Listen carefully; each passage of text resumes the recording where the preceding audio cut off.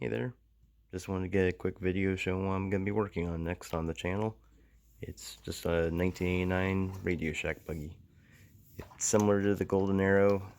For some reason they had like a lay down shock in the back, but the similar front end setup.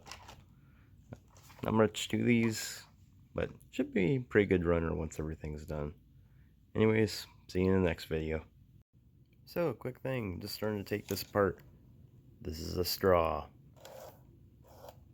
Nice.